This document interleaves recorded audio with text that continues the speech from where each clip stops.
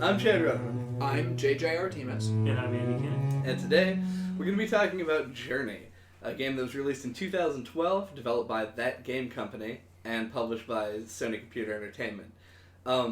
Journey was the third game in a deal that Sony had struck up with That Game Company to produce 3 games exclusively for their consoles, following Flow and Flower after that. Before that. Right. The opposite of what I said.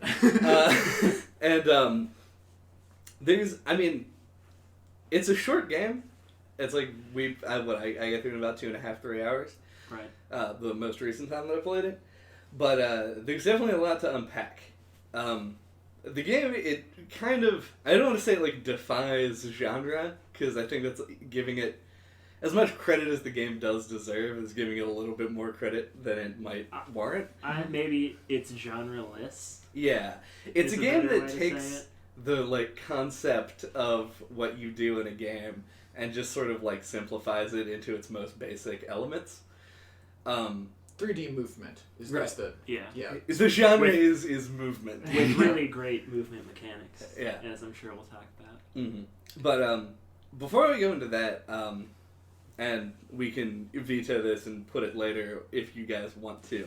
Mm-hmm. But the thought that I had that was like really pressing, as I was like researching the game to make sure that I had like enough stuff to talk about, is that this game did something so right that like it actually affected the games industry to a certain extent, because it's so not a game that you would associate with like the realm of video games. It wouldn't be the first thing that you came up with when you're thinking about games. Mm-hmm. And yet it was the highest selling PlayStation Network game at the time of its release. And it was recognized by, as expected, it was recognized by a lot of critics, but it was recognized by things like the Spike Video Game Awards. What? Which is, they got an award. And it's like, I mean, obviously the people who host the Spike Video Game Awards probably didn't actually give a shit about what the game did. But, following our long-running hatred of games award shows, but, like, it's crazy that like, it caused enough of a splash that they had to give it notice. Because enough people were talking about it. I did not know it really sold well. Yeah, really caught on with, like, pretty much everybody. Yeah, it was a game that I was, like, aware of, even though I didn't own a PS3. It was a friend of mine who I only know through my brother, actually, but I only know him as somebody who plays, like, shooter games. Like, he got a PS3 to play Resistance, Fall of Man, and just, like, that's the only thing that I ever knew he played, and, like, I was at his house, and he was just like, you should play Journey. And I was like, alright, I picked up a controller, and, like, I was aware of the game, and just, like, played it. It's like, this is, like, not what I expected from you at all. It almost kind of seems like it pulled a Portal, and it was like, just was a shorter game that, like, had really focused mechanics that it pulled off really well in a unique way, and it just kind of exploded. Yeah. It was, and that's, to me, very surprising and a little bit promising. It's one of those moments where you're like, I'm glad that, like, people stood up and took notice when somebody did something that was just wildly different than what we were seeing, especially in the PS3 and Xbox 360 era. Last console generation. Yeah. Because this kind of stuff is more popular now, even just a couple years later. Mm-hmm. And it might be partially because of Journey. Yeah. And I don't want to spend too much time on it, but I did just want to mention that because I think it's really striking that this game managed to, like, rope in as many people as it did. Well, it's open. It's extremely open. And plenty of people are still playing it now. Yeah.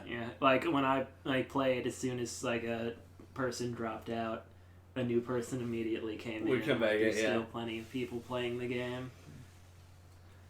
They have the freedom, I guess, because I must admit I'm not particularly familiar with the Journey matchmaking system, if one even exists at all. But when you're playing online games normally, for one reason or another, you often have to be limited to a subset of the people playing the game with you at any one time. And Journey doesn't really have that problem because there's no limiting factor which you can put people together except for, like, I guess being around the same levels at the same time. Right. So even a very small community, relatively speaking. I think you have to be in, like, the same area to show up. Yeah. In someone The else's... game is gated in such a way where as you approach...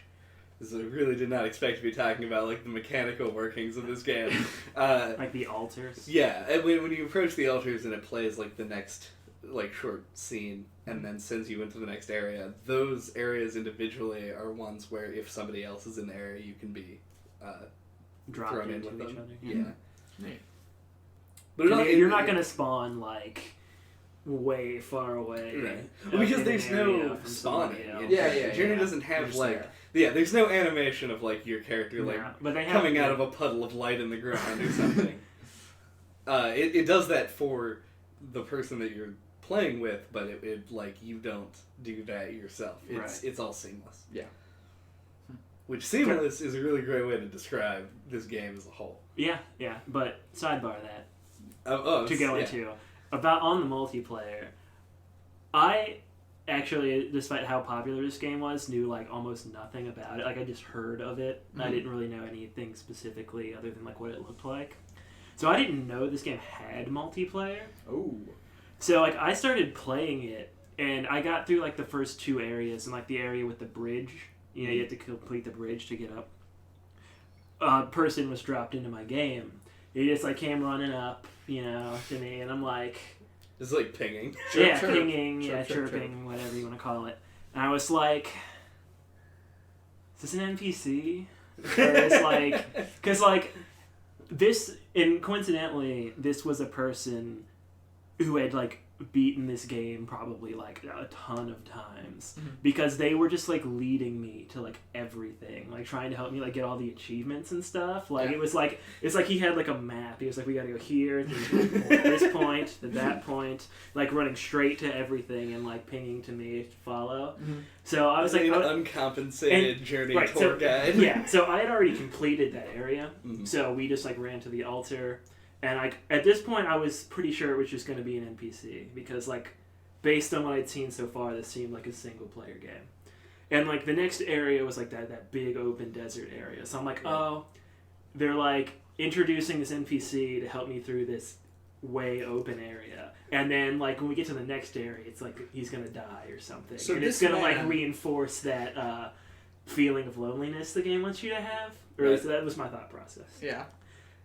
And that's just how good this guy was at the game. Is like he was just acting like a strategy guy. He just seemed like a machine from your perspective. Yes, it's like it seemed like he was being controlled by a computer. Because like he even led me to like there's like an achievement in the desert where you find a mirage flower. And he, like, led me to that, and it was like, achievement. Like, oh, Jesus. Like, maybe this is, like, a real person. Right. So, yeah, and then I just ditched him eventually. I just, like, sat down and didn't move until he left. What? Because I didn't want to go through the game like that, with him showing me everything. Okay. Yeah. That's, when I was going through it, somebody dropped in that exact same spot for me, and it was like...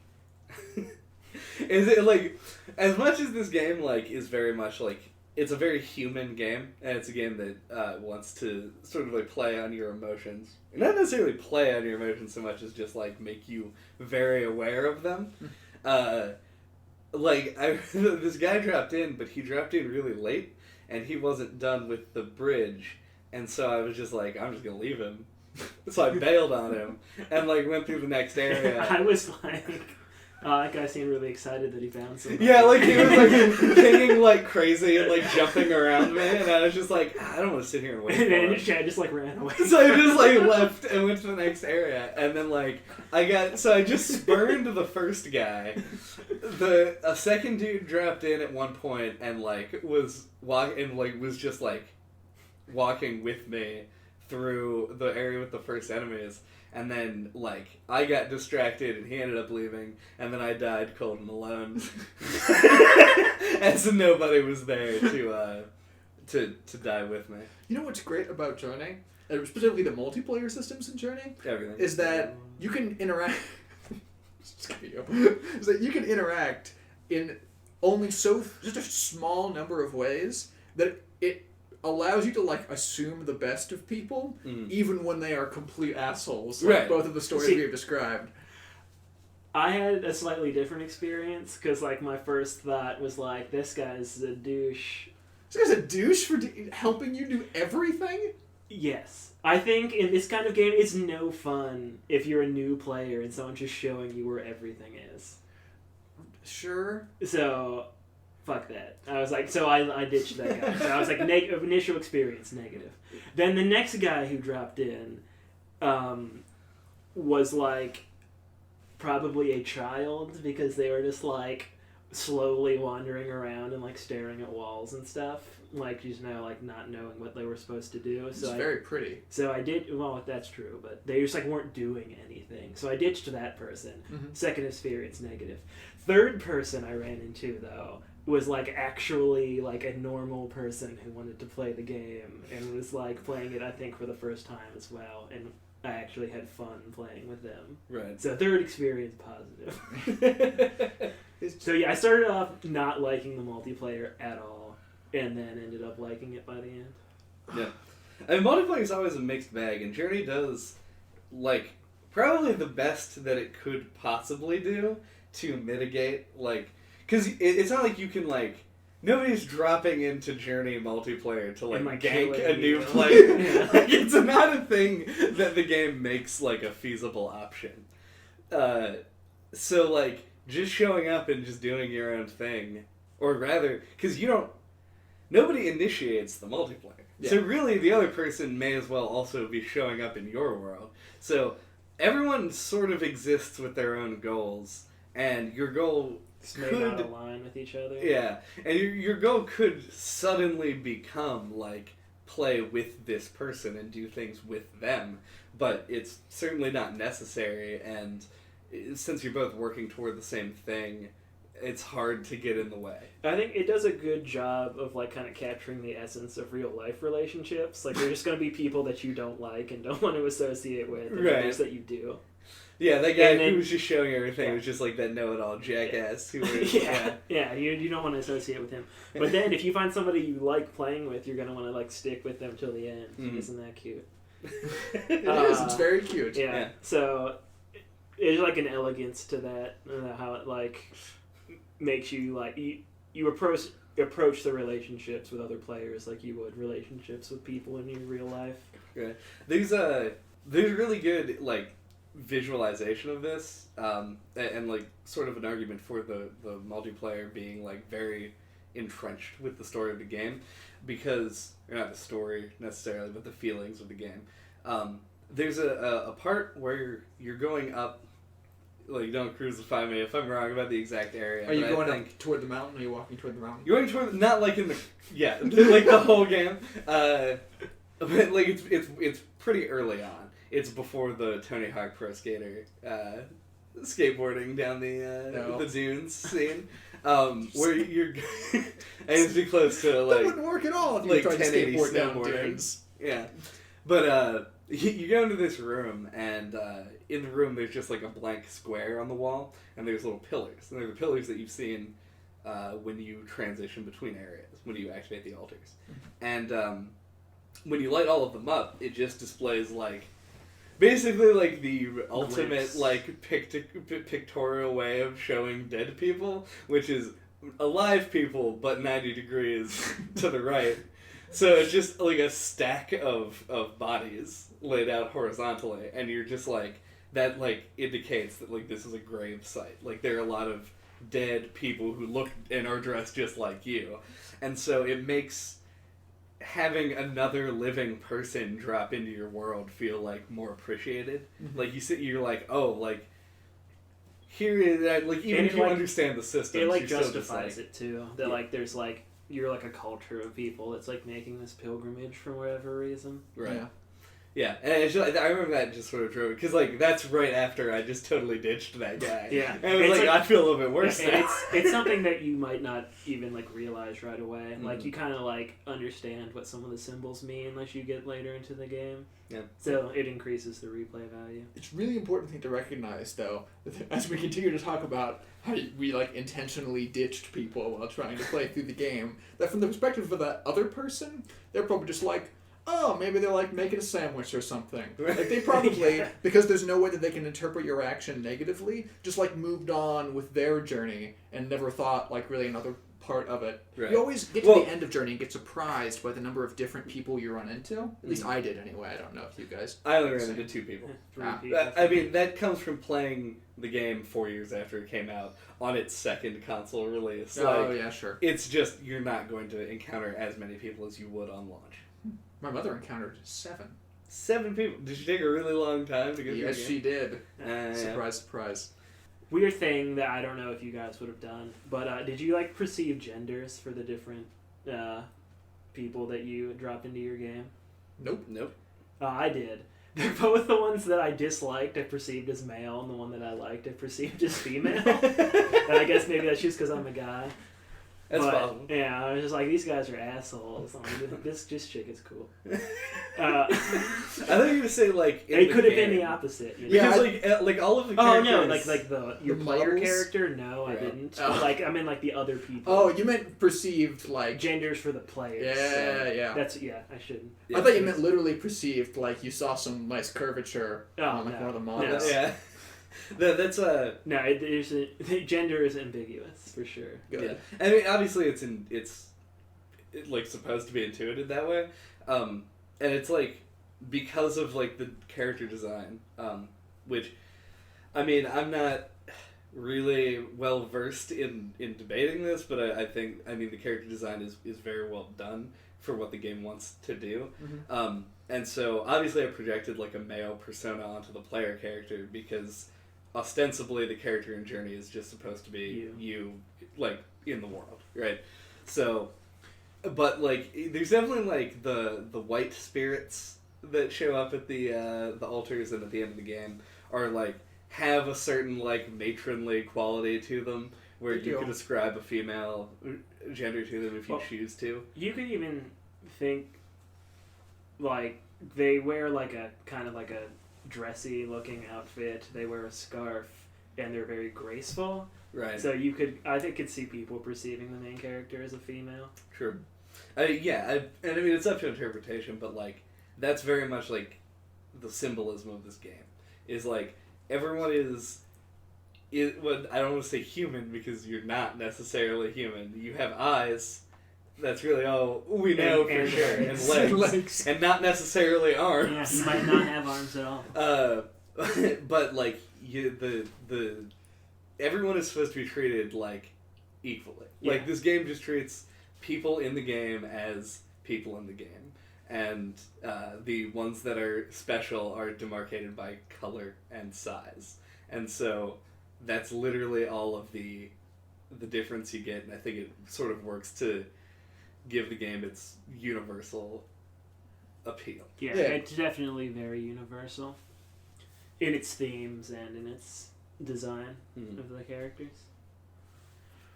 I don't want to cut you off. I feel like you started a statement there. I did. Maybe you were just saying, yeah. Classic JJ. Yeah. Sorry. But look, if you have nothing on that... Hashtag classic JJ. I think the best place to go on that is... I have one thing. But I'm trying to choke it down because it seems so dumb. But the thing that always seemed emblematic of the game was Big Sigh, a webcomic that I saw like when the game like came out. It was like some webcomic on The Escapist. I don't remember the actual name of the thing, but the setup was just people playing Journey and like the main character being emotional, and then it is revealed that the other character they are playing with is like a white supremacist stuff who was like also crying and being teary, and that speaks to most of the strikes, at least in the multiplayer aspect of the game for me. Yeah, but I think the place to go from that is the universality There's a word for this that I thought I knew, but apparently I did Universality? not. Is Yeah, that that's what I said. I don't know. I'm not sure. You can correct us if we're wrong. But the universal like appeal of this game, though appeal maybe not the word I want. Yeah.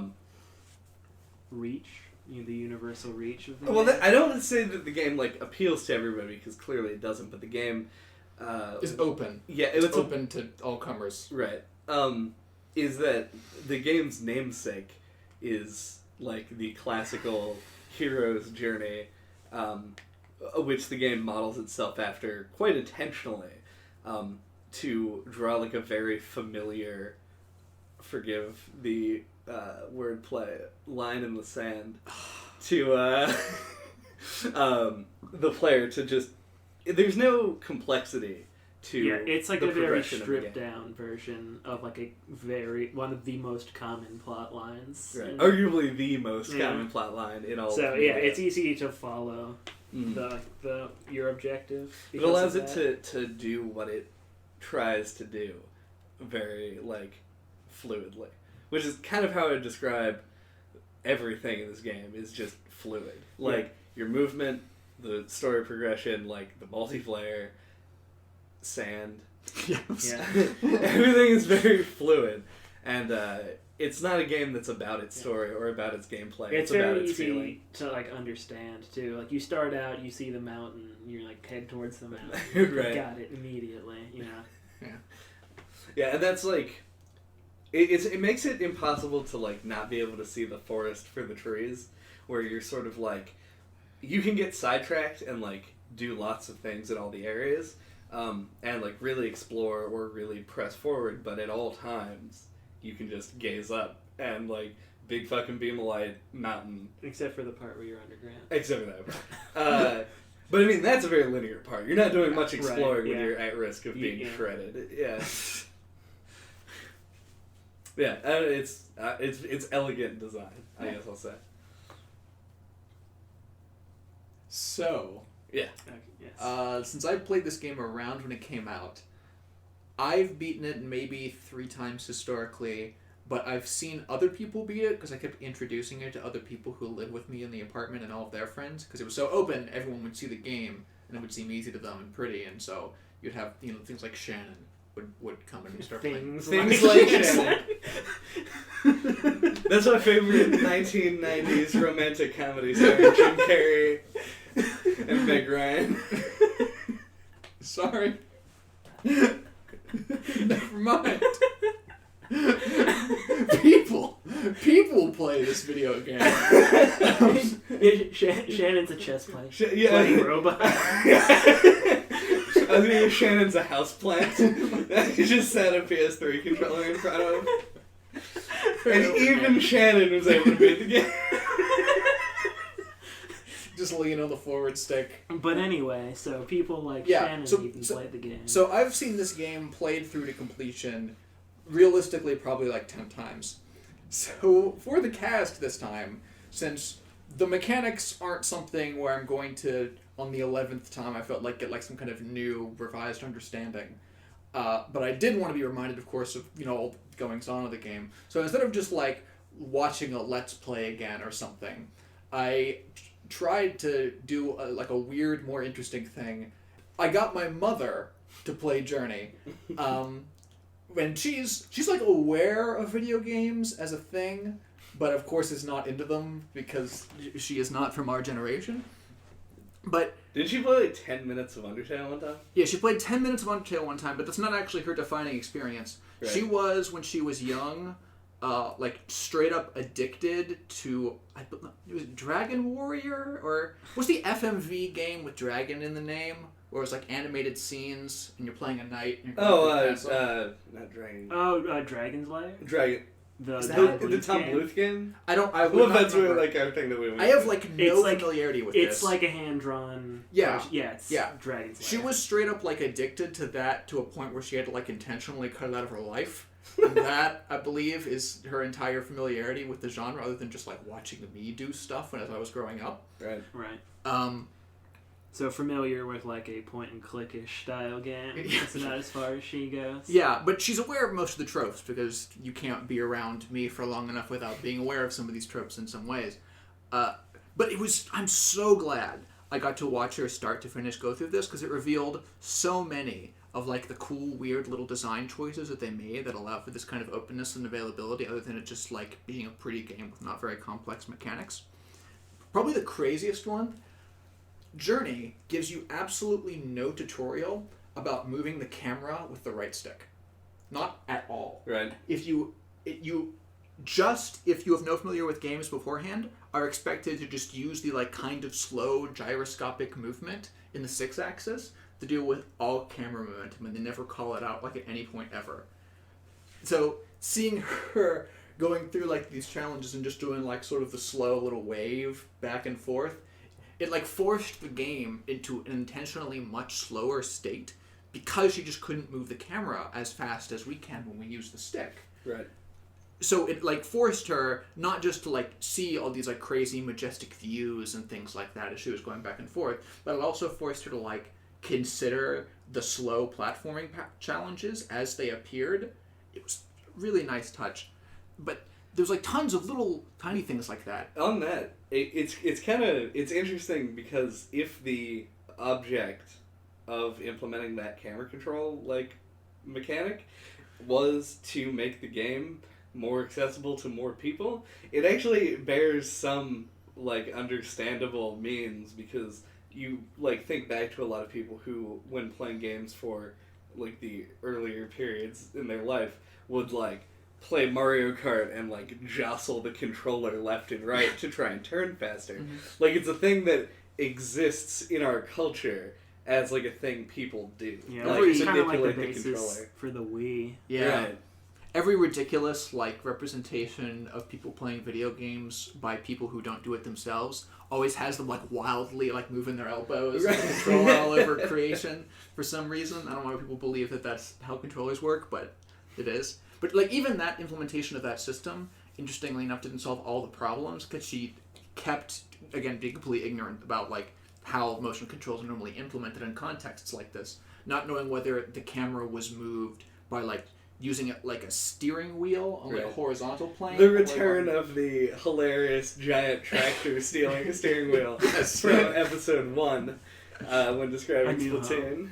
Yeah, A New Hope. Right, and because it's like motion controls, it's like incredibly mushy, so you don't get like one-to-one. You can't just... Yeah, because if you move it this way, just because you're a human being and you're not perfect, you'll move it up and down like a little bit in the correct direction. Would you say they're like the mashed potatoes of motion controls?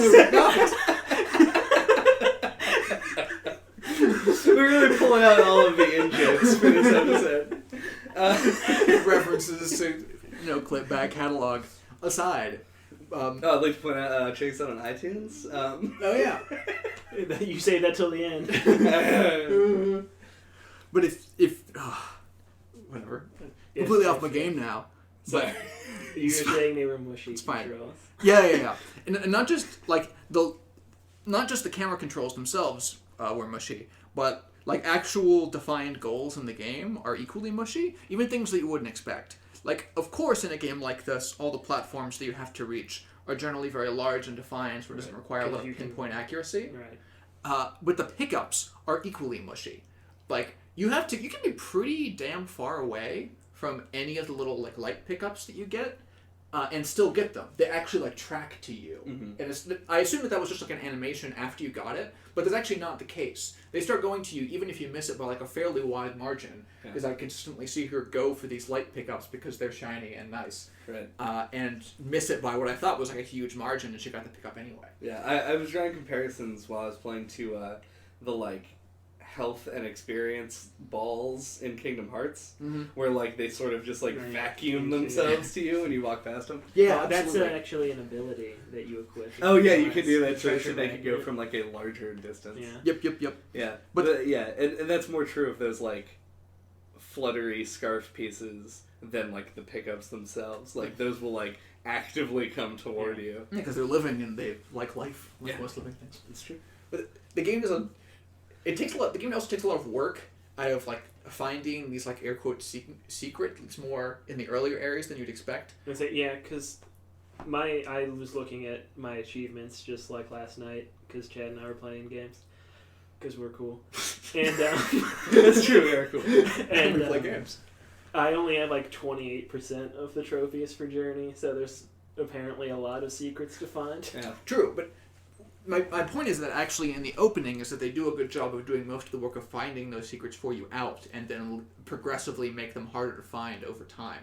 Like, as a passive observer and not just a player, because I could just have like a holistic picture of the scene, I kept noticing that in the first few levels, anytime like a cutscene would trigger, where the camera would be like forcibly moved out of player control and then returned to them, when it was returned to them, you almost always had one or more of the lights visible in frame.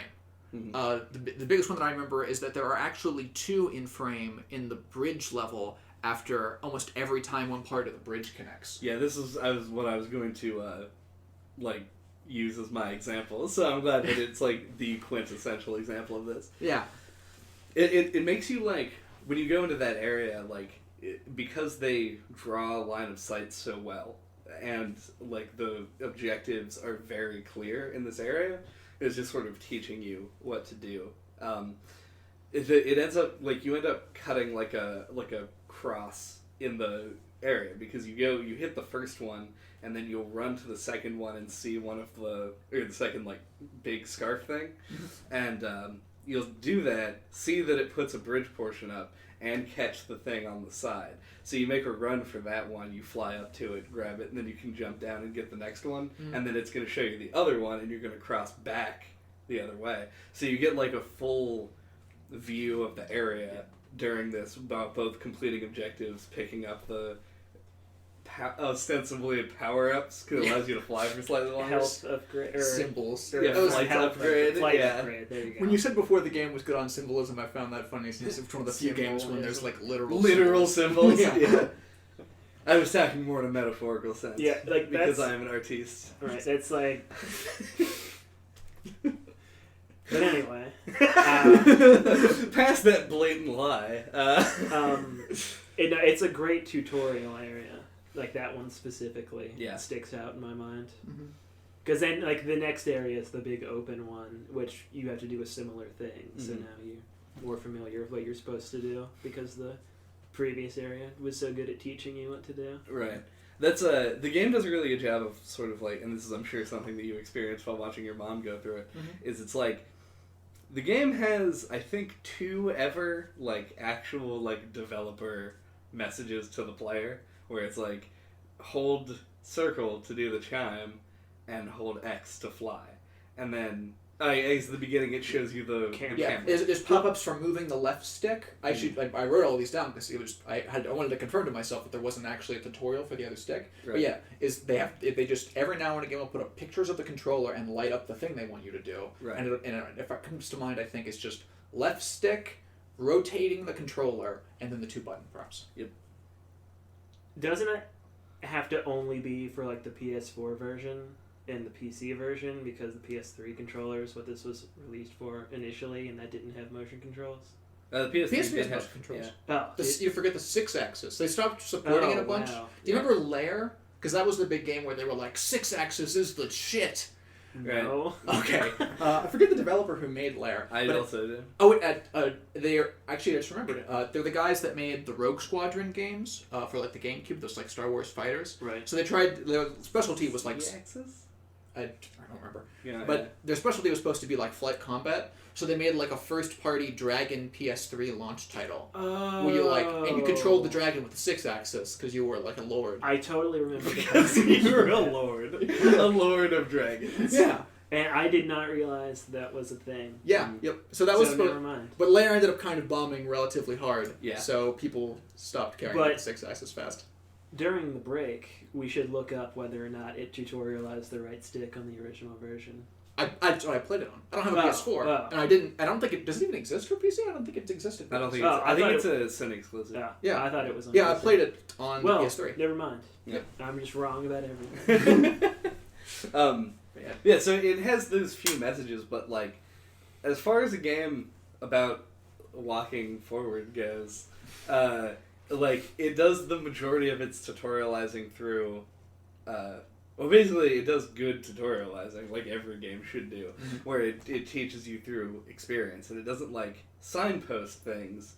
It just gives you the thing to do, and you just have do to do it. Yeah, like, and it's very easy to understand, and like the art style of this game really sort of drives home that sort of directionless direction, as it were, where you just see like a thing the same color as you, which stands out massively against the background. It's all done through like more artistic design and like in a game design sense. Is like things stick out in the environment because of the color scheme and because the environment is a desert. Right. There's and nothing like, except the things you care about. And like they use like this. This is this point I wanted to bring up. Is this think this game does fixed camera angles better than any game I've ever played. Right. Because, like, usually I find, like, fixed camera angles to be, like, incredibly annoying. But anytime this game, like, puts one up, it's always, like, just feels right. It's just, like, well-placed. And, like, you still feel like you have good control and you can see what's going on. Well, and it does, like, a great job of, like, highlighting things and making things that you need to... are important, like, focal points. And it's just, like, really important. The things that aren't straight in front of you on Journey are so rarely relevant. So in another game in which that sort of like 3D environment traversal would be more relevant, like some kind of 3D action game or something, like you'll often care about what's like directly to your left or right or behind you. But that's almost never the case in Journey. I suppose that's true, yeah. Because like there's the part the Tony Hawk level, where you're sliding down. I've retracted that metaphor. It's not the 1080 snowboarding level. The 1080 snowboarding level. I accept this. Yeah, that's a little bit better. And you're sliding down, and you go through the tunnel, and then you come out at the end, and it's like the shot from the side. I was gonna say that's the ultimate example of this. Yeah, and you still have control. Like, so a lot of people are just gonna watch it. Right. Yeah. But like you can still move, and like it does. You don't feel like I want to like move the camera behind me. Yeah. You just. Yeah. There's nothing. You don't encounter anything that even suggests that you would be punished for not doing that. Right. Which is the other sort of important thing about the openness of the design. It's weird that like you don't feel the urge though. Right. It's not. Journey does not threaten you much, if ever. It's just those worm things, and even those worm things aren't actually out for like your life. There's literally like nothing in Journey that's here to like kill you. It just wants the scarf and nature.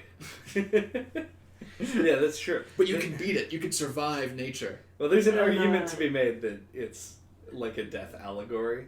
Yes, but you can for all intents and purposes, you can survive nature and make it back in just one feel piece. bad. Yeah, just be like, oh. Yeah, that's a lot of things in this game that I don't know if I want to get into this.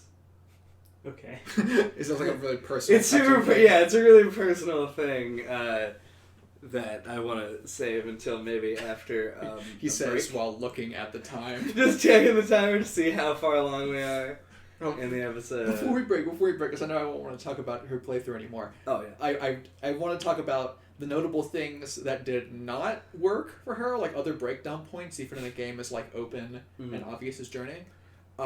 It was so hard for her to understand, like, the implicit determinants, I guess is the word, of 3D camera position. She kept putting herself in situations where she'd try and, like, see if she could go up a wall or, traverse some obstacle, because she always thought, for whatever reason, that, like, being as close as possible to the object you're trying to jump over is the easiest way to try and jump over it. Right. Which often isn't the case, but that's beside the point. It's what she thought at the time. But when she kept doing this, and then trying to turn around, it kept forcing the camera into the wall, and the camera would never go through it. So she kept running into camera trouble by like running into walls and like 3D obstacles in the environment. Right. And I found that interesting, because it's the kind of thing that you would never generally think about as a downside, because we're also sort of like implicitly familiar with how 3D cameras work and how to fix them. Yeah, like instinctually through muscle memory, if a camera hits a wall, you just jockey the other direction. Yeah. I think that's one thing that I found really weird since like we've all grown up with 3D games. Right. Is like when we try to get Janelle to play Kingdom Hearts, like she really struggled with controlling the 3D camera, and it just like seemed weird to me. Yeah. Right. Yeah. And that's something I always encounter. Like, anytime that anyone that you're trying to like get to play a game who isn't who doesn't have experience with the type of game, it like grasping controls that seem second nature to most people is something that like legitimately requires some amount of like training and understanding before you like get it. And like if you were in game development, likely you've already established these skills, and so games that are designed to be like super, this happens all the time in like kids games, like games that are specifically for children, where they will develop a game and be like, we made this as open as accessible as possible, but they still use twin stick camera controls, and so kids will just pick up the controller and not know what to do. And it's I mean, I don't want to call it a problem because it's such a simple thing to grasp once you understand it, but it is like, that is a significant barrier to entry for a lot of 3D games. But she was able to play, Janelle being the she here, Twilight Princess, though, which doesn't have, like, dual stick controls. Yeah, it centers you hit the C button, centers the camera behind you. And that was, like, doable for her, so... And that's the way that, like... old N64 games are too, so maybe that's like a better gateway than twin stick. Yeah, you have less overall control, but it's easier for you to understand. Yeah, you know exactly what's going to happen when you do this specific action. Yeah, she also had no issue with first-person games that I've seen her play. Like she went through, not that it's a dexterity required game, but she went through PT without like walking straight into a wall. Like I've seen people. Yeah, because you can go slow. Yeah, in most of the time in PT. The last thing, although this isn't, I guess, specifically like an interesting mechanical observation, like most of them have, she also did not grasp at all the like implied narrative that like continues to exist through Journey. Now being JJ's mom. Thank you. Yes. My mother, while playing through Journey, did not understand the implied narrative ever, which led to like some pretty hilarious misunderstandings. I think that's also like not that weird that like some people are just going to like not be in that mindset, particularly when you're probably not expecting, like, if you have a particular view about what video games are and you sit down, especially like someone from our parents' generation who are like arcade gamers who are like used to having like a narrative like that in a game. It's just like a very, very specific just like assigned goal. That's like one sentence. That's your goal, and that's all you care about. Yeah, I mean, I wasn't 100% sure what you were exactly getting at, and like for a second there I thought that you were like some kind of crazy like savant who just like saw like the like obscured like images like in hieroglyphics and we're just like, I know exactly what this game is trying to say. I understand the full history, and it's so weird that anyone wouldn't pick it up. The narrative of moving toward a mountain. No. I mean, like, even the implied one, but just to extents that were hilarious. Like, she didn't understand that in all the like cutscenes when you sit down and interact with the other, she had no frame of reference about what was going on in those scenes at all. Including when you get to like near the end, when they start to show you scenes of like the downfall of the civilization and everything like that. Her like immediate response, because that comes right after the like awesome 1080 degrees whatever level. And she thought that the like matron person was sad because she was skiing somehow. Like, that was the connection that she made. It was literally like, oh, you sad because I was skiing? I was like, what? But of course I didn't say anything because I didn't wanted to, but... Then he said, mad props to, maybe not your mom, but at least to the developers and the animators, that she was able to pick up that a character was sad on a character with no face. Or arms. It just bends a bit. Good bending. It's excellent bending. It's nuanced bending. It is. We'll get back to this after the break. I think nuanced bending was where we end that. Yeah? We had this whole jelly conversation. I never told you that, like, I fucking love jelly. Like, I eat jelly sandwiches without the peanut butter on them. Oh, yeah. I replaced, and people give me shit for it all the time. And it's delicious. It's so great. No, jelly is like, well, I mean, you know that like JJ is notorious for having a sweet tooth, and like jelly is like the perfect like because it's literally just like we took what came out of this fruit and we just stirred in sugar until it became like a solid mass. It just... Semi-solid.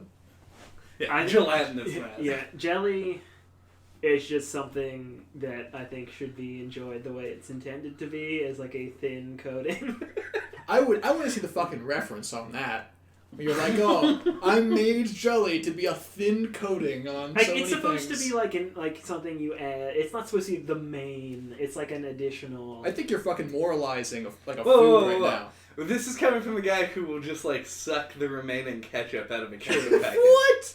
Oh, This packet. Yeah, Oh, no. It's like drink it. like a fucked up hamster. Like it's just like Oh, I get it. Yeah, the ketchup bottle suspended from the, or I guess for this group of people, like Pikachu in that episode of the anime. Chad, what are you feeding your hamsters? They gotta eat their vegetables. You gotta nurse them on ketchup. Their ketchup vegetables. Nurse hamsters. Yeah. My hamsters grow to be 8 feet tall, weigh 200 pounds, so I have to nurse them and give them sugar. People. 8 foot tall people. Don't be ridiculous, Ginger. So we're back. Yes. And better than ever. Yeah, probably not. So one of the things I was going to get into before when I said I wanted to move into the break. The game is mechanically fairly shallow, like in terms of like the things you are able to do, and it sort of breaks down into like moving, sliding, gliding, and like the chime. So the game does like as much as it can with what's given to you, but it obviously doesn't operate like a game with a combat system or like a platformer in like the traditional sense. And the thing that I was going to bring up is that one of the areas where the mechanics sort of like where your mastery of mechanics becomes like an actual part of the game, where it largely is not, is in the first underground area where they introduced the like floating snake monster enemies. Oh wait, really? How? Oh, because you actually have to. I mean, in addition to having to recognize, like, that they have, like, a searchlight and that you have to avoid it, is the ways that you get around those enemies is you have to recognize when they're going to be a problem and then get into cover, like, some area where they're not going to be able to see you. And, like, weirdly I didn't have this issue the first time I played it, but, like, I got, like, needlessly trounced by these guys, like, in the most recent play. Like, I think they got rid of my whole scarf at one point. Yeah, he got attacked, like, 3 times or yeah. in a row.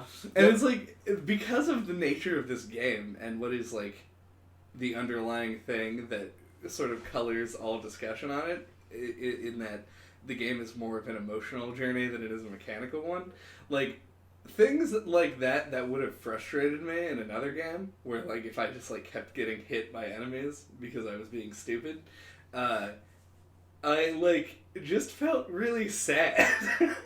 Like, it's such, like, an affecting thing in the context of the game, to, like, have, like, the things that you've worked for, like, ripped away from you, in a very literal sense.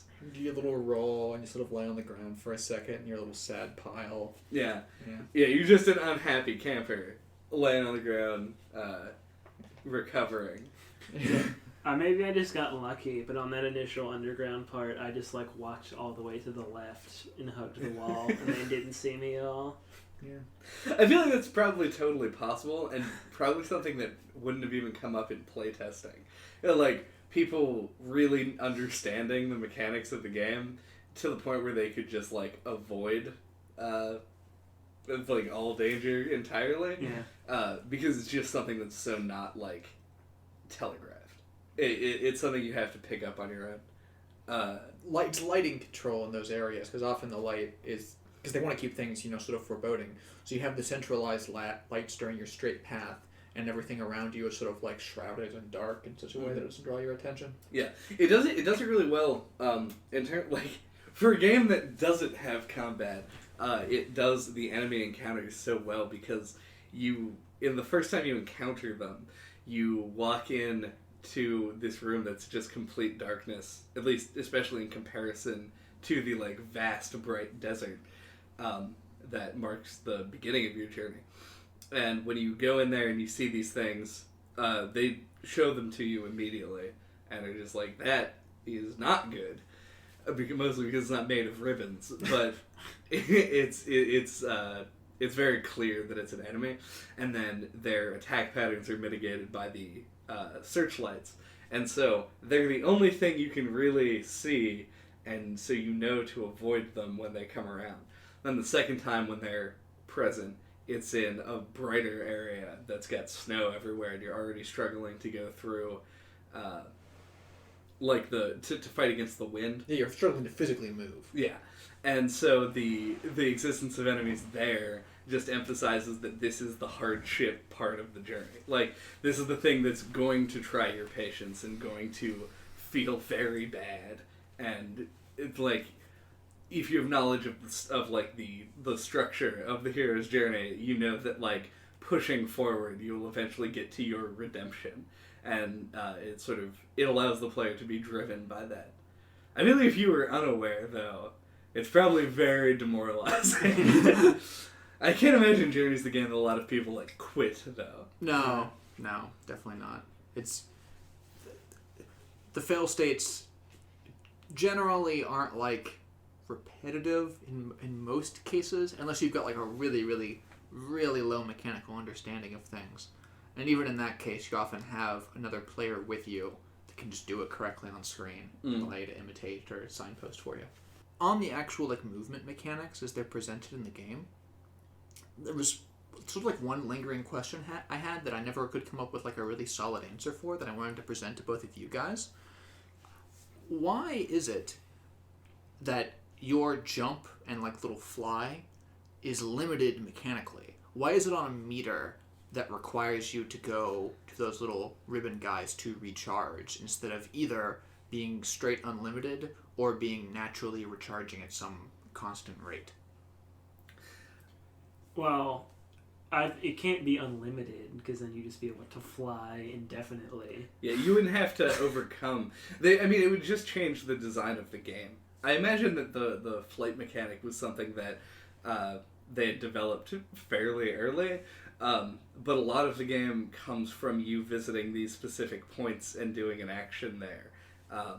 Arguably, like, the only mechanic other than just pressing forward. So if you were able to just, like the whole bridge section becomes trivial at that point. You don't need to build the bridge. You just fly to the top. But, okay, since both of you are bringing this up, it says, I never conceptualized, because it is limited by the size of your scarf, what you were doing is flying. I always just thought of it as like a really cool, elongated jump. I'm assuming that too. I don't mean you can hold X and go straight up in the air forever. I mean, like, why didn't they pick a system where either it's literally flying like it is here, but it's controlled by a recharging meter, or one where there's just sort of a predefined arc that you can travel like most jumps in most video games? Okay, that second part where it's like a predefined arc, I think once again is a thing that, like, mechanically based on the design of levels, would have to change the way that works. I think the idea, especially with the recharging, because you can also recharge by just being near other people when they do the chime, is from a, like, purely experiential thing. Like, they want you to seek, like, because the flying not only looks good and feels good, but it is, like, your best, like, mechanical method of traversal. And I think that having the player characters seek, like, comfort, like, seek the scarves, which are built up as sort of like a friend character, or like, you know, like it's a positive thing when you encounter them. Yeah. And that goes all the way through to the scarf sharks and the scarf jellyfish that you encounter later in the game. That like you like being like having to go find like a thing to give you like the confidence and like the ability to fly is like I think a thematic thing, not a mechanical thing. It just stood out to me as a very, comparatively speaking, of course, not forgiving mechanic within the context of a game that is very, very forgiving of lots of things. Yeah. Honestly, I have to agree. Like, the scarves... Well, one thing I think it kind of is just like a platformy thing where it's like a collectible that you have to go get. Right. I'm not sure how much water that would hold, if that's what they were going for. But, yeah, it feels like good to find those scarves. Like, they feel like sentient, and like you're finding like a little buddy. And like, I had to say, like, the whole arc thing, I think it's because the platforming is more about like how far up can you glide, and not necessarily like how big of a jump can you cross horizontally.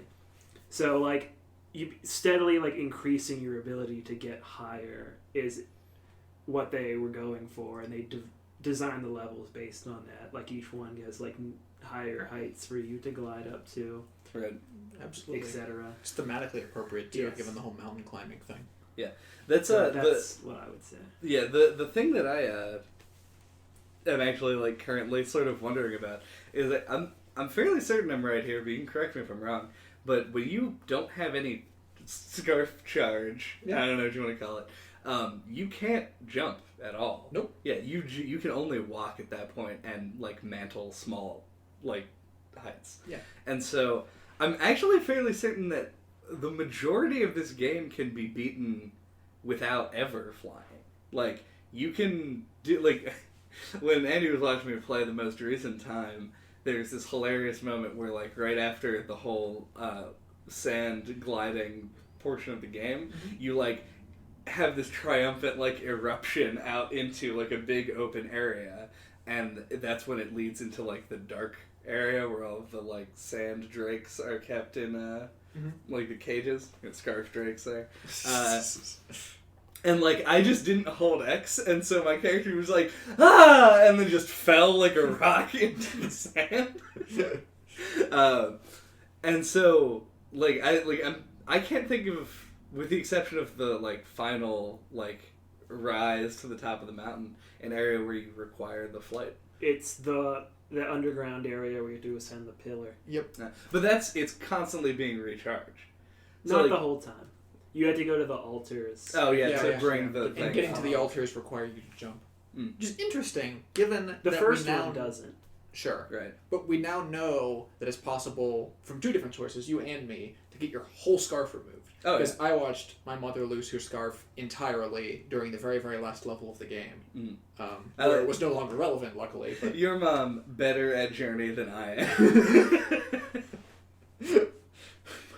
Yeah, I mean, I find it interesting. Does that mean that there's actually a hard fail state in the game? That seems not right.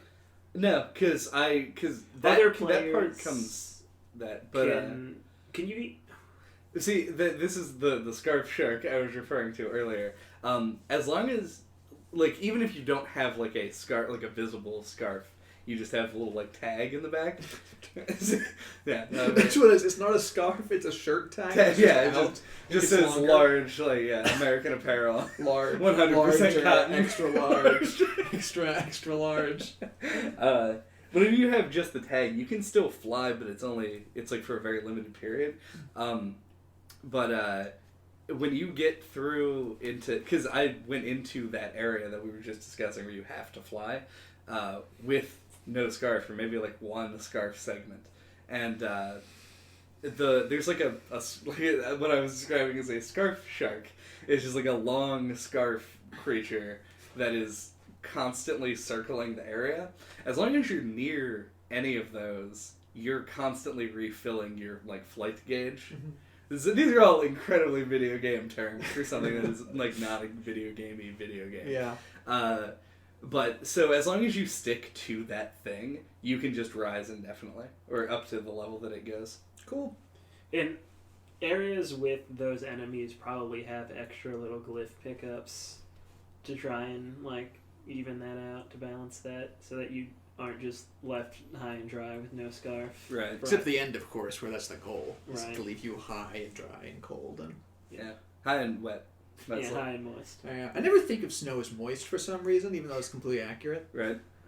Yeah, it has being A cold has powdery sort of a quality. dry Yeah. connotation. But you always get wet when you're in snow. It's true. That's a Fact. science corner. No clip science corner. Y'all get wet when you're in the snow. No clip science. Yeah, so I mean that's honestly sort of all there is, mechanically speaking, about the game. The one thing I feel like we haven't really touched on is the story, but the game doesn't do a whole lot to touch on it either, so... We can talk about our interpretations, Yeah, especially I mean, the it's ending. totally fine. Obviously it's something I thought we would get into anyway. Which, I mean, the story is told basically entirely through those cutscenes and through the environmental, It's all told visually, like everything in the game Yeah, is there's done literally visually. no words in the game. Which is especially hilarious when the only words you do see are the names of your, cohorts. And their names are, 420 Blazed. Part commander. Part Commander, you bastard. And it's just this seems like a tonal break, but I don't know if they could have done anything to avoid that. No. They could have just not put their names The on. names on They it. could have just put weird glyphs on the screen. I feel would have like been it's- confusing and it's meant like nothing, I guess. Almost Answer that question. specifically for people who go through the game with one guy.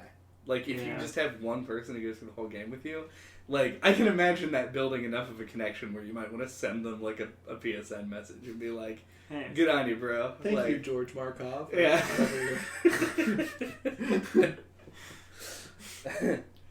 Granted, I would not do that, but there are people who do that because people have done that to me while I was playing Dark Souls. Yeah. I was that's actually the connection I was going to make, because I've received messages from people that I've co-op Bloodborne with who've been I've had- thanks for the help. I've or had whatever. similar things with Splatfests. Oh, when yeah. People send me friend requests. Wait, what? Oh, friend requests. Yeah. Okay. I was They like, send me PSN messages. Yeah.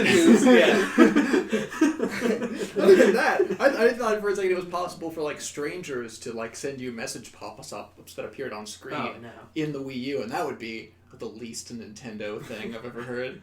That's the only thing I've seen. Actually, you can. It might just be posts on Miiverse or something. You can just be go die in a hole. Yeah, person I remember I was on the Splatoon subreddit and somebody had posted can someone please translate this, and it was just an image that somebody with a Japanese name had written a long passage all in Japanese, and he posted it up and somebody was that guy was why don't you check your internet connection, you fucking prick? Go die, you piece of shit. And he was I'm glad to see that, mindless vitriol, breaks cultural boundaries. And the best part is that before the translation, it's a passage that I think you respect because it's these cool unknown majestic Yeah, the characters. kanji characters. Turns out someone just wants you to eat dicks and stuff. Yeah. A classic video games. Classic. Seems great, actual... It was probably a 12-year-old. Just like Journey, the game that we're talking about. Yeah. Is it? Yes. Yeah, I mean, but that's hilarious because that's totally a thing that could, albeit completely unlikely, thing that could happen is after completing the game, getting a message from a guy that's just how about you jump better? And it's oh my god!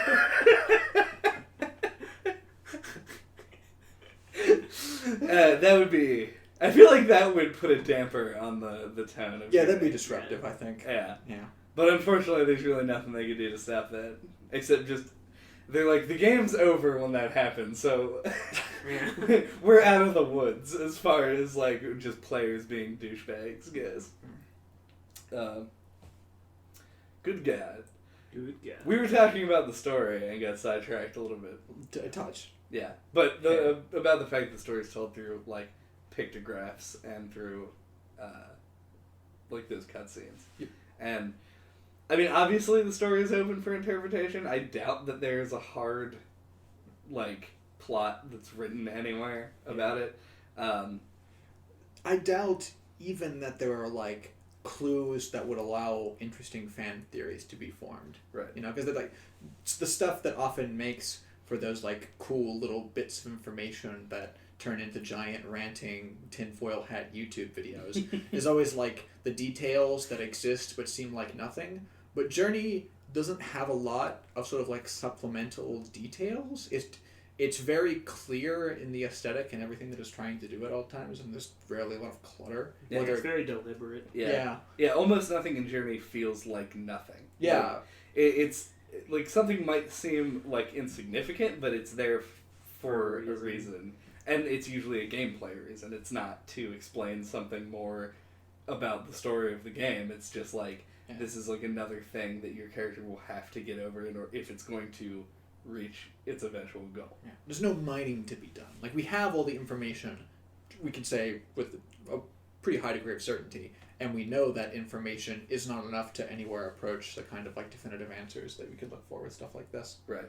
I think the joy sort of comes from not looking for the answers and just walking It's around. about the journey, not the It's about the destination. more true than it really ever is. And which is represented by the fact that the game hits the end and then puts you back at the beginning immediately. There's no like ifs, ands, or buts. It doesn't drop you into a cutscene. There's no opening cutscene in the game. You get credits with like a pretty star. Yeah. It's a game that was Violin, made by I think. 18 people. Really? Yeah. It was 18 people, and the game took 3 years to develop. This is something I was going to bring up with slightly fearing sounding like I was reading a Wikipedia page because the information came from Wikipedia. But the game started with a team of 7 people with a development time of 1 year, and it grew to 18 people and took 3 years to develop because the team just like couldn't agree on things. And yeah, right? What? 7 people couldn't. Yeah, they couldn't agree on it. Some people wanted there to be more to do and like more things in the game, and eventually got stripped down. And then the 3rd year was like a weird like cool down year because they Editing. yeah Editing. well they had pared the game down so much, and they were like so stressed about it. Like the company was actually bankrupt for a period of time before the game released. Wasn't Flower pre-Journey? Am I getting the time right? Yeah, it was Flower Journey. I forgot about Flow. I thought Flower was like a PS4 game. Nope. It was probably on the Yeah. PS4. I was thinking it was a PS4 like launch thing, but I guess I'm wrong. I can understand why a company that opened with things like Flow and Flower would be low on the money until Journey. Right. Yeah. Yeah, and so I guess it was just like the development of Journey was in itself like a hero's journey. Yeah. Like story where they like started off and like they were coming off of the success of Flower and like grew a team and like started making their game, encountered hardships, and then released to the highest selling PSN game to date. So it was it was quite an arduous task to make this fucking game. That is really interesting. Like it's something you would never really think of, but like it is. I feel like if you were making this game, like the spheres would be really real. Like there isn't enough to do, Right. or like I could see that like a lot of arguing over like all of those little like refinements and like should this be here, should this not be here, what's too much, what's too little. And their experience with this is really, I think, a lot of the reason why a lot of indie games specifically these days are a lot more confident to just release extremely either like narrow or like pared down offerings in the kind of games that they have. I don't know. I think it's like a specific. I could be wrong here, but I think it's like a specific video game problem that developers keep thinking that they need to like throw in the kitchen sink in so many contexts. We've been moving away from that as a trend for years, but it at the very least used to be in the culture. This is actually a software development problem at large. Like a lot of things like require like between clients and like development like And producers. yeah, and all of that, and like expectations. People always just want to keep adding features to things, and it gets to a point where like it just is too much, and it detracts from the overall product. It's like way before I was into like the analysis of video games and before I was into computer programming, this was first introduced to me in what I always referred to as Tony Hawk syndrome. So if you follow the development of that game, it's like every entry just kept adding more stuff and didn't take anything away, and it eventually just became like a mess where you spent most of your time not skateboarding. And you're like, what happened? Like, why is this even a game? And Journey is like the complete antithesis of that. Yeah. Where they probably started with more stuff and then made it just about the journey. Yeah. I feel like it's got to be like a huge influence on the state of like where indie games have ended up now, because I feel like seeing the success of a game like this makes you like more confident in releasing a game that's not throwing in the kitchen sink. Right. It makes the investors more confident when you present the arguments based on the data. Yeah, and like games like Undertale and stuff was like 6 hours long, and it's just like a very like focused game. It's a very simple philosophy where it comes down to if the thing that you're making does less stuff but does it really well over the same amount of time, you can make that thing better. And it's like especially like coming in the PS3 and Xbox 360 era, the worlds of like Halo and its like crazy multiplayer scene and Elder Scrolls games, where all of these games that are getting really popular are games that have so much in them that it's kind of difficult to say like our game is 3 hours long, you use 4 buttons, and like like, and it's not about the gameplay, and people were probably like understandably not in that boat at the time. Yeah. So it's a good thing. I gotta wonder like how much it's producers that like produce that problem because like you still get games like, even like just thinking Uncharted is like an 8-hour game, Right. and it's like it was like a AAA title that was really popular. And it's just like but then you look at, I'm just looking at my games over there so I can think of this. And there's a Batman Arkham Knight, which is a game that is just fucking packed with shit. And it's not nearly as good as the first two games. We made the argument that Skyrim is a game that can successfully take the quantity over quality. That is an outlier. See, when you just keep pressuring the development team to put in more stuff, you end up with Batman in a tank. I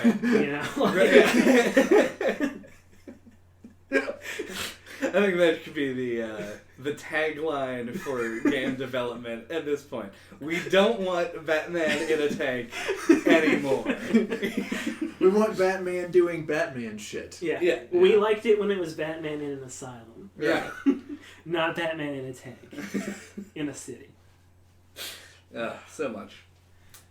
This is maybe a little bit off topic, and if it is, I'm open to being sort of cleaved with the harsh knife of editing later. Yep. But I wield it with vindication. I'm curious, do you guys, in just your general association with video game culture, often experience the like time, as in the time you get out of a game to like money ratio being like still like a really important thing in the culture at this point in time, or not? That used to be a thing. In the culture? Yeah, like when people were like, how many hours of, of fun or whatever. I could say personally, I take that into account still. I'm pretty lenient about it though. Mm-hmm. It's like, like if we're talking personally, I feel like we have like, I think we all draw fairly clear lines as to where we stand on it. Because like that has gone downhill as like a thing for me. Mm-hmm. Because I know that if a game takes a long time, I'm less likely to finish it at this point in my life. Mm-hmm. But I think like culturally, I think it's still very much like part of the scene. I think that most people still put a higher like value on hours of game than they do on good game-ness. Quality of game would be the smart person way of putting that. That's what, in the context of Journey and the way in which it was part of a larger cultural trend that allowed people to be more comfortable with these like very pared down and very specific game experiences. I'm hoping that at some point in the next 5 years, we're going to have like the economic equivalence of that, in which someone's going to release a video game that's like an hour and a half long, that's $60, that just melts your face off. I want that game to exist. I want the feature film length video game that's unbelievable, and is so unbelievable that it actually changes people's minds and expectations about these sort of things. Because I feel like way more comfortable spending 60, like the opposite of Chad, spending $60 on a longer game. Like, a lot of my PS4 games I got like on Black Friday, so I got them cheap. Mm-hmm. But like, I would feel way more comfortable paying $60 for The Witcher than I would have been for playing for like the first Uncharted. Yeah. Right. It's just, I want people to start decoupling the value proposition there as a thing that's like specific to $60 or like the $20 indie scene. I just really wish that people that were releasing games had more flexibility in price so that they could also have more flexibility in the kind of experiences they could release. I think that nowadays people have more... Everyone has something to say about this. Well, the closest thing I could even think of to that is, I'm not joking when I say I would have paid $60 to play PT. Ooh, that's fair. Yeah. I think the thing that most people don't like consider, or they do consider and just like don't care, is that like the price tag on a game, generally speaking, like barring weird examples like Australia where like there's an unusual import tax on games and so they cost like $100, is that like the price tag of the game reflects the development of the game. Like they're charging $60 for a AAA release because they're paying like 100 people to work on this game and produce something that is of like a high like fidelity, like a high like technical quality, whereas you can buy Shower with Your Dad Simulator 2015 for 99 cents because one dude made some pixel art of a guy and a shower and just released it on Steam. I was going to bring up Steam. It's like, I think some people are spoiled by Steam sales too. Absolutely. Yeah. Well, they're not that, like, Steam sales are... There's good and bad with most things in the economy. They do good and bad things because it actually draws Steam attention. sales get me real bad. Like, I was on my computer, I was like just browsing Steam games, and I just came across a game. It's called like Bit Dungeon 2. Sure. You never heard of it? And it's like, it looks like... Shoutouts to Bit Dungeon 2. Yeah, shout out to Bit Dungeon 2. And it was like, it's like a Zelda game, like the original Zelda, but it almost looks like a ROM hack of A Link to the Past. So it plays like the original, looks like A Link to the Past. I'm like, that looks kind of interesting. Oh, it's only $1? Right.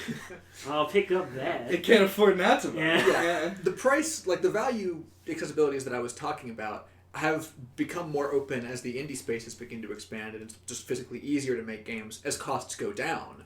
But that doesn't seem to exist equally, if I'm correct, going up, or at least you can't market it that way. Right. Like, it's like people I feel, and this is admittedly speculative, but if you released like a 360 game that was like $150 for whatever reason or whatever kind of game was in there, good or bad, people would be in an uproar. Well, but special actually... editions still exist. People are still willing to pay $150 for like the shinier thing that has like a statue and DLC packs and all sorts of art books and stuff. But somehow you can't do that in the context of a game. You can't also make the value of the game higher. Yeah, the best example of that that didn't cause an uproar because it was awesome is the regular standard retail edition of Steel Battalion. I was about to bring up Steel Battalion. It cost like $170 because it was a game, and then it was a mech cockpit controller. Are you aware of Steel Battalion? Yes. The game. Thank God you're aware of Steel Battalion. I remember you telling me about it like in high school. Yeah, years ago. God. Yeah. If you were unfamiliar, please Google the Steel Battalion controller because it is like... It is 2 video game peripherals what, like, modern art is. Where it's like, this is gonna, like warrant a higher price tag, but when you look at it, you're just gonna be like, my God. Yeah. I'm glad that this exists. All you Oculus Rift people, so spoiled. You can just pretend that there are levers there. You don't have to physically manufacture and sell the levers. That needs to be the next like big movement in indie games, is incorporating the steel battalion controller into like every game. That won't make the price of the steel Can battalion you imagine controller playing shot. like Keep Talking and Nobody Explodes with the steel battalion controller? Where they're like, alright, flip levers A, C, and E4, Roman numeral 2, button, pry it out. That would be really fun. Also, have you ever played Space Team? Oh yeah. Oh, It'd be yeah. fun with that too. Oh my god. Similar game. Yeah. And you can do like weird interactions that wouldn't be even things like as close to like button prompts and lever pulls that exist in some other games. With crazy things like the steel battalion controller or more advanced things like that, you could be like, all right, now shift with like the foot clutch and make sure and go in. It'd be fun. Yeah. But Journey does not have peripherals. Damn. Journey is not a $60 game. It's a $15 game at the worst of times. Meaning when it's not on sale. In the dark times. Journey was made by a team of 18 people, and it's still a fantastic experience. Yep. Like, I don't know exactly how I would rate it as a game, but as an experience, it's a category. It's good. Those are like one and the same for me. So Right. I would Well, rate Journey very high. I mean, like, I wouldn't, like, if I were to sit down, if I worked for, like, Kotaku or, like, Joystick or something, and they were like, assign a number value to Journey, like, that's a thing that we don't have a metric to explain. Yeah. Like, the Journey affects you the way that it affects you, and that is what it brings to the table. Like, and like, the fact that it is as cheap as it is, and as short as it is, means that and as easy to play as it is, that it can affect a large number of people, and I think that's like that is the game's like main point of notoriety. I have sad news for you, Chad. Oh yeah? That is that Joystick Is has it the not sixth? existed for years. Oh my god. Yeah. Joystick was not a subsidiary, but like it was made by like the AOL guys. Oh weird. Yeah, so that's That's the collapsed. That's my hard-hitting games journalism. I referenced a publication that no longer publishes. That word? Yes, it does not publish. Has not for years. I thought you were gonna say I have some sad news for you. They just released the $60 special edition With retail peripherals. Oculus Rift support. You like It's a motion capture Can you cape. imagine a game Yeah. that's that all it is. looks this good in VR? Oh yeah, we That well, I would mean, be awesome. Or looks I- like this. I guess still have you a could hard say. time wrapping my head around like third-person games in VR. Like I can only think No, of I VR mean, as like, a first-person I'm not thing. saying imagine this game, but Played for in virtual VR, reality. right. I'm just like a first-person VR game in an aesthetic world that's like Journey. That Yeah. would be fucking incredible, I think. I wonder which one of us is going to break down first and buy a VR machine. It's Not gonna be me, obviously. I'm, as we established in the Portal cast, I'm still super skeptical of VR. Yeah. I'm going to be the one to do it eventually, but like, You are. it might be a while, maybe. I don't know. Yeah, at least one in the mail. Alright. Thank you for listening to the analysis of Journey that contains the word fuck more than any other. What? Probably. Oh god, I say fuck a lot without thinking about it. We say don't I? fuck a ton on the Oh. show. I Oh, definitely said that they packed a fuck ton of Ton- things into Batman. Night. It was just something I was noting because we were talking about how accessible the game was. And we were Where's just the like, fuck? it's so fucking accessible. Fucking babies can play this fucking game. Holy fuck. All our fucking baby listeners.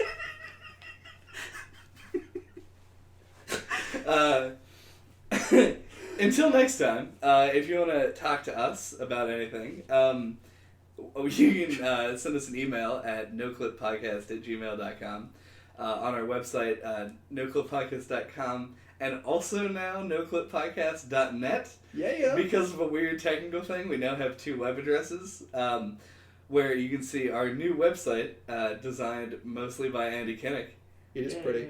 Entirely by Andy Kenning. Go to .net. It's better. Yeah, well, no, .com now redirects to .net. Ah, well, So we're good. yeah. So if you get lost, Yeah. you'll now be able to be pointed in the right direction. And as always, we post our episodes there, and we post them on YouTube.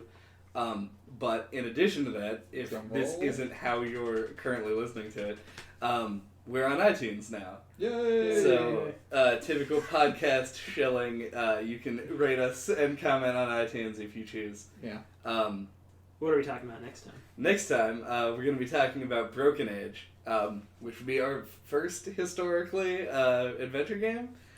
Despite me and Andy having sort of like a renaissance with the genre recently. And completely sort of in line with me having no familiarity with the genre present or past. Yeah, so that'll be a good time. We can have fun times. That email address that we give out every week is wrong. No, it's correct. Oh, okay. You're gonna be like that'd be interesting. Shit. Well, but yeah, that's I always just kind of say like you can get a hold of us at this. And nobody really wants to get a hold of us for any reason at all. The real reason that email address exists is like for, questions, comments, and like interaction with us. Yeah. Which we haven't done anything with yet because nobody listens to our show. But like pretty much every podcast that exists on any topic, we do intend to, if we get like feedback of any sort, address it on the show. Very formally. So we'll add, Yeah. we'll add a segment. Right, like just something to, and I mean that we'll cross that bridge if and when we come to it. Yeah. But if for whatever reason the addition of iTunes to our distribution platform, the most popular podcast distribution network on the planet, brings anybody into the show, we would absolutely love to hear from you. Like any sort of interaction at all. We do this sort of to like facilitate discussion. Life problems. Interaction having nothing to do with the show, that's fine as well. Or Yeah. even us, really. Yeah. But we do this show to like, facilitate discussion and make video games a cool thing to talk about. They weren't before we were here. Yeah. And so we want to talk about them with other people. So, if you want, that's there. Well, you could not, and No we'll Food just Podcast at gmail.com. resent you. Goodbye!